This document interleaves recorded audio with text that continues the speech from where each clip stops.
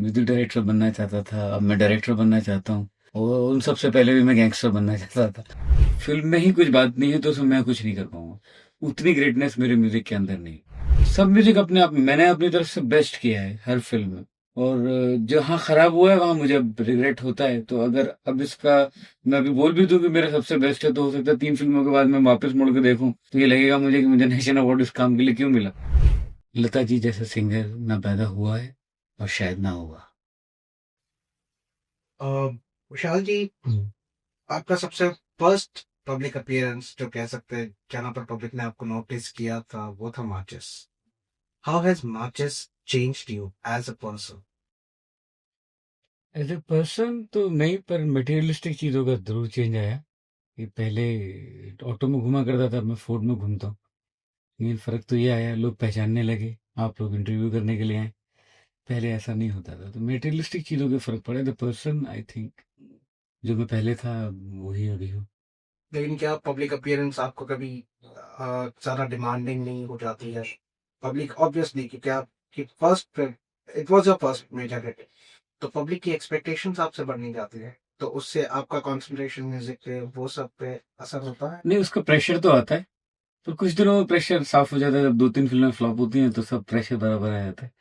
तो अब तो आई थिंक वो सरप्राइजेस रहने चाहिए। और उस जो इमेज पब्लिक बना लेती है, उस इमेज को जीने के चक्कर में आदमी ज्यादा और गड़बड़ चीजें करता है। तो I think one should be natural enough कि जो भी आए वो दिल से निकले और सीधा साधा हो। तो I am trying to do that.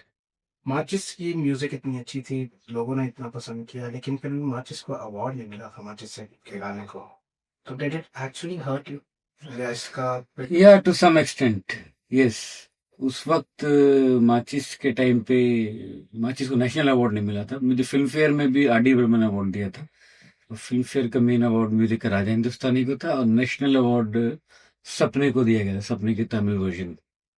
तो उस वक्त मैंने एक्सपेक्ट किया था, और अब मुझे जरूरत थी। तो आई थिंक मुझे सही टाइम पे मिला है वो। We congratulate you for like winning the national award. क्या आपने कभी, मतलब how did you reacted to this आपको जब ये नेशनल अवार्ड मिला तो? अब मुझे लगा कि फाइनल जो एक ट्रॉफी है वो मेरे पास आ गई, और प्रेसिडेंट ऑफ इंडिया की मोहर लग गई मेरे काम के ऊपर कि मैं इस साल का सबसे बड़ा म्यूजिक डायरेक्टर हूँ, सबसे अच्छा म्यूजिक डायरेक्टर हूँ। तो आई थिंक इससे बड़ा अचीवमेंट और इससे बड़ी सेटिस्फेक्शन की और कोई बात नहीं रह जाती है। तो अब मैं अपने आप को बिल्कुल कंप्लीट महसूस करता हूँ एज ए कंपोजर, कि अब इसके बाद किसी अवार्ड की जरूरत नहीं। क्या आपने कभी इसकी उम्मीद की थी जब इस फिल्म का म्यूजिक दे रहे थे, इसकी उम्मीद की? फिल्म का म्यूजिक करते हुए तो कभी कोई क्रिएटिव वर्क करते हुए तो ये एक्सपेक्ट ही नहीं किया जाता कि इसके लिए क्या अवार्ड मिलेगा, क्या रिवॉर्ड मिलेगा। उस वक्त करते हुए तो कभी नहीं होता, मगर जब हो गया था, और अभी नेशनल अवार्ड में मेरी इस बार 4-5 फिल्में थी, तो आई थिंक एक कलेक्टिव वर्क के लिए मुझे अवार्ड इसमें मिला है, जैसा मुझे खुद को फील होता है। क्योंकि इसमें मेरी जहां तुम ले चलो फिल्म थी, फिर हुतुतु थी, और गॉड मदर थी, देन सत्या थी, और एक मलयालम फिल्म थी। तो वो कलेक्टिव वर्क शायद जजेस को लगा कि, और गॉड मदर का उसमें सबसे ज्यादा सहयोग रहा। आप इस अवार्ड का श्रेय किसको दो? सबसे पहले अपने आप को, उसके बाद ये सबसे पहले अपने से पहले खुदा को देना चाहिए, उसके बाद अपने आप को देना चाहिए, और दोस्तों को, पेरेंट्स को, और भी जिस जिस जिन सब लोगों ने मुझे मदद की मुझे यहाँ तक पहुंचने में। गुलदार साहब को, जावेद साहब को, सब, मतलब एक नाम है ही नहीं, सिर्फ 2 नाम है, खुदा और मैं। उसके बाद तो सब मेरे दोस्त हैं जितने। Is this award not dedicate to that thought जब आपने सोचा कि हाँ मैं म्यूजिक कंपोजर बनूंगा? नहीं, मैंने म्यूजिक कंपोजर बहुत बाद में बनने की सोची। उससे पहले तो मैं क्रिकेटर बनना चाहता था, फिर मैं म्यूजिक डायरेक्टर बनना चाहता था, अब मैं डायरेक्टर बनना चाहता हूँ। और उन सबसे पहले भी मैं गैंगस्टर बनना चाहता था। तो अकेला म्यूजिक डायरेक्शन में तो मुझे लगा कि ये सबसे आसान तरीका है मेरे लिए पहुंचने का, अ, फिल्म लाइन में अपना पैर जमाने का। बाकी ख्वाब अभी बढ़ते जा रहे हैं, और हॉराइजन भी उसके साथ साथ पीछे होता जा रहा है। वो क्या चीज है जिसके लिए आपको इस फिल्म के म्यूजिक के लिए, मतलब वो कौन सी धुन या वो कौन सा गीत है जो आपको लगता है आपके हिसाब से जिसके लिए आपको ये अवार्ड मिला? आई थिंक इसमें सुनो रे भैला जिस गाने के लिए संजीव अभयंकर को बेस्ट सिंगर का अवार्ड मिला, नेशनल अवार्ड। बाकी सारा आई थिंक इसका और सबसे बड़ा जो जो वजह है वो इसका बैकग्राउंड स्कोर भी है। वो भी एक बहुत बड़ी वजह है क्योंकि इसका बैकग्राउंड स्कोर बहुत ही अलग है। गुजरात का बैकग्राउंड होने के बावजूद उसको उसमें मैंने सिम्फनी ट्रीटमेंट के साथ वेस्टर्न क्लासिकल का एक कलर रखा है, which is I think very new for Gujarati folk film और गुजराती बैकग्राउंड फिल्म। और उसको कहीं से भी वो बाहर का नहीं लगता बैकग्राउंड म्यूजिक, वो लगता है कि अ, गुजरात का है मगर कुछ मॉडर्न है, एकदम हाइब्रिड है। तो आई थिंक वो और गानों का कॉम्पोजिशंस सब उसमें कहीं से भी मैंने हिट गाना बनाने की कोशिश नहीं की, फिल्म के साथ सिचुएशंस के साथ चलने की कोशिश की। तो आई think it will become popular also. तो उसमें सबसे बड़ी खुशी हुई जो मुझे ये बात है कि एक मेन स्ट्रीम की तरफ का म्यूजिक होते हुए मुझे नेशनल अवार्ड मिला। अदरवाइज नेशनल अवार्ड जिन फिल्मों के म्यूजिक को मिलता है उनका म्यूजिक कभी हम मेन स्ट्रीम में सुन भी नहीं पाते, उनके कैसेट्स भी अवेलेबल नहीं होते। तो आई थिंक एचएमवी के कैसेट्स मार्केट में अवेलेबल होंगे अब जरूर, एटलीस्ट नेशनल अवार्ड मिलने के बाद तो जरूर। इस फिल्म के गाने पॉपुलर ना होने के बावजूद भी आपको इस फिल्म के लिए इतना बड़ा सम्मान मिला, क्या आपको नहीं लगता है इस फिल्म के गाने लोगों को भी सुनने चाहिए? अब पॉपुलर अभी तो मार्केट में आया ही नहीं तो मैं इसे पॉपुलर ना होना मानूंगा ही नहीं, क्योंकि जैसे ही वो मार्केट में आया वैसे उस पर केस हो गया, स्टॉक्स इन्होंने वापस ले ली। प्रोमो शायद 4 5 6 दिन के लिए करीब बजा था। तो लोग तो 3 3 महीने से प्रोमो बजाते हैं, उसके बाद भी म्यूजिक पॉपुलर नहीं होता और पेज आता है कि 10 करोड़ का सेट बिक गया। तो एक तो वैसे ही एक तो म्यूजिक ओरिएंटेड फिल्म नहीं है। सबसे जो अहम बात यह है कि इस फिल्म में म्यूजिक का कोई स्कोप नहीं है, सच देखा जाए तो, कि कोई रोमांटिक गाना नहीं है, सब सिचुएशनल सॉन्ग्स हैं। और एक अजीब ही तरह का सॉन्ग की सीक्वेंसेस भी हैं जो कि नॉर्मली फिल्मों में नहीं होती। तो उन पे म्यूजिक बनाना या उन पे गाने बनाना ही अपने आप में एक चैलेंजिंग वर्क था। तो अभी तो मार्केट में आएगा तब पॉपुलर होगा। और आई थिंक जब लोग फिल्म के साथ देखेंगे तब ये और ज्यादा पॉपुलर होगा, क्योंकि बहुत ही फिल्म से जुड़ा हुआ म्यूजिक है। वो ऐसा म्यूजिक नहीं है कि आप फिल्म से अलग बैठ के अपना एक कहानी अपनी बना के उस म्यूजिक को एंजॉय करें।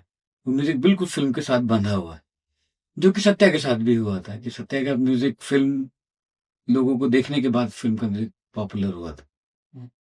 और इसका तो अभी मार्केट में भी नहीं आया आई थिंक, पर एक दो सॉन्ग इसमें कैसे हैं जो कि 100% पॉपुलर होंगे।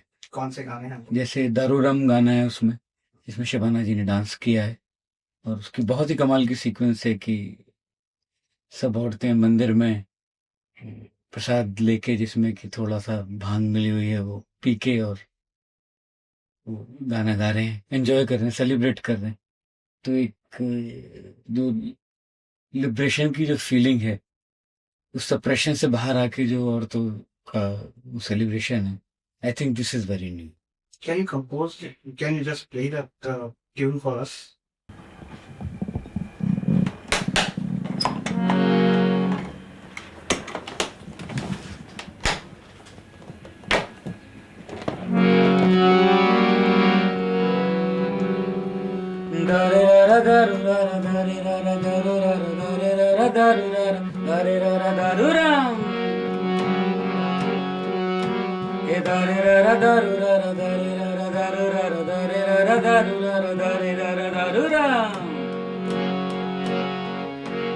राजा की कहानी पुरानी हो गई है, भोली थी जो रानी सयानी हो गई है। राजा की कहानी पुरानी हो गई है, भोली थी जो रानी सयानी हो गई है। दारे रा दारू रा दारे रा दारू रा दारे रा दारू रा दारे रा दारू राम दारे रा दारू रा दारे रा दारू रा दारू रा दारे रा दारू Ram. This is the song. Lyrics किसके हैं? जावेद अख्तर साहब के। अच्छा, तो क्या ये एल्बम पूरे फोक सॉन्ग का है या क्या है? हाँ, मतलब गुजरात का बेस है। और तो ऑब्वियसली फोक म्यूजिक वहाँ का बहुत यूज किया मैंने, पर पॉपुलर टेस्ट में मेन स्ट्रीम की तरफ लाके यूज किया। आपका ध्यान कैसा लगा इस पे? क्या स्टडी किया है आपने इसके बाद? मैंने गुजरात के फोक सिंगर्स को सुना, और जो दोस्त हैं जो कि म्यूजिक से ताल्लुक रखते हैं गुजरात के, उन लोगों के साथ काफी बैठा और सीखा। फिर मुझे एक बात और लगती है फोक म्यूजिक की, जो मैं कहना चाहूंगा कि सब जगह फोक म्यूजिक लगभग नोट शेक से होते हैं। सिर्फ लैंग्वेज में जो वर्ड्स के स्ट्रेस होते हैं उससे वो उसका फ्लेवर बदलता है। यही चीज हमें पंजाब में भी मिलती है, पर क्योंकि पंजाब में वर्ड का स्ट्रेस कुछ और हो जाता है तो वो डिफरेंट साउंड करता है। अदरवाइज फोक में 3 या 4 ही वेरिएशन होते हैं। हाँ। कितने गाने हैं कुल मिला के इस एल्बम में? कुल मिला के 6 गाने। ये फिल्म आपको कैसे मिली? कैसे शुरू हुई ये सब? मतलब विनय शुक्ला जी मेरे साथ काम करना चाहते थे, उन्हें मेरा काम बहुत पसंद आता था, तो उन्होंने मुझे कांटेक्ट किया कि he wanted to do this film. तब तक प्रोड्यूसर भी कोई फाइनल नहीं था। विनय जी ने एक दिन घर बुला के मुझे स्क्रिप्ट सुनाई, and I told him that I am doing this film. कोई भी प्रोड्यूसर हो, कितने भी पैसे हो, I have to do this film with you. उसके बाद विनय जी ने एचएमवी में कांटेक्ट किया और एचएमवी ने फिल्म प्रोड्यूस करने का सोचा। Since this film is produced by HMV, जो हमारी सबसे लीडिंग कंपनी है म्यूजिक कंपनी, लेकिन फिर भी इस कंपनी को इसके गाने को इतना प्रमोशन नहीं मिल रहा है, तो what could be the reason? Is it because of the controversy, और जो रिलीज लेट हो रही है इसलिए, या क्या है? असली रीजन तो आपको एचएमवी वाले ही बता पाएंगे, पर मुझे बाहर से ऐसा लगता है कि ये खुद प्रोड्यूसर्स ने भी ये इस चीज को एक्सपेक्ट नहीं किया था कि इस फिल्म को इतने सारे अवार्ड मिलेंगे और इतनी ज्यादा अप्रिशिएट होगी। So I think it became black horse for them. तो अब जरूर होगा, एक बार प्रोडक्ट में उनको विश्वास आ गया है तो आई थिंक वो लोग करेंगे, और क्यों नहीं करेंगे। इसमें सबसे ज्यादा फायदा तो उन्हीं का ही है। हम लोगों का तो जितना फायदा होना था हो गया। अब जो भी फायदा है वो एचएमवी को ही होने वाला है। I think HMV will do it, and why won't दे।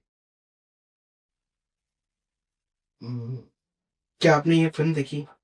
जी हाँ, बिल्कुल, मैंने बैकग्राउंड स्कोर किया तो देखी होगी तो। कैसे लगी आपको? बहुत अच्छी। जिस फिल्म को 6 अवार्ड मिले हैं, जिसमें मुझे भी एक मिला, मैं कैसे कह सकता हूँ खराब है। फिल्म में सबसे अच्छा क्या लगा आपको? फिल्म में सबसे अच्छा, फिल्म का जो सिंसेरिटी है सब लोगों की, वो सबसे ज्यादा अच्छी लगी। कि आर्ट डायरेक्टर से लेके, डायलॉग से लेके, स्क्रिप्ट, परफॉर्मेंसेस, शबाना जी के अलावा जिन लोगों ने, शबाना जी से तो एक्सपेक्टेड ही था कि वो ऐसी परफॉर्मेंसेस करेंगी, ऐसी परफॉर्मेंस करेंगी, तो बाकी निर्मल पांडे, मिलिंद गुना जी, सब लोगों की ऐसी परफॉर्मेंस मैंने कभी पहले नहीं देखी। छोटे छोटे कैरेक्टर्स के साथ जो काम किया है, शर्मन जोशी, सब लोगों ने बहुत अच्छा काम किया। तो एक पूरी फिल्म देख के लगता है कि एक बड़ी सिंसियर एक एफर्ट है पूरी एक टीम की, जो कि सबसे ज्यादा मुझे अच्छी लगी पूरी फिल्म में। अच्छा। क्या ये इस फिल्म का म्यूजिक आपका अब तक का जो संगीत में सफर रहा है उसमें से सबसे बेस्ट है? नहीं, ऐसा नहीं कह सकते, क्योंकि सब फिल्मों के, क्योंकि फिल्म का म्यूजिक ऐसा नहीं बोल सकते कि चाची 420 का म्यूजिक गॉड मदर से नहीं मिलाया जा सकता है, गॉड मदर का सत्या से नहीं मिलाया जा सकता। सब म्यूजिक अपने आप, मैंने अपनी तरफ से बेस्ट किया है हर फिल्म में। और जहाँ खराब हुआ है वहां मुझे अब रिग्रेट होता है। तो अगर अब इसका मैं अभी बोल भी दूं कि मेरा सबसे बेस्ट है, तो हो सकता है 3 फिल्मों के बाद मैं वापस मुड़ के देखूं तो ये लगेगा मुझे कि मुझे नेशनल अवार्ड इस काम के लिए क्यों मिला। तो एवरी डे यू ग्रो।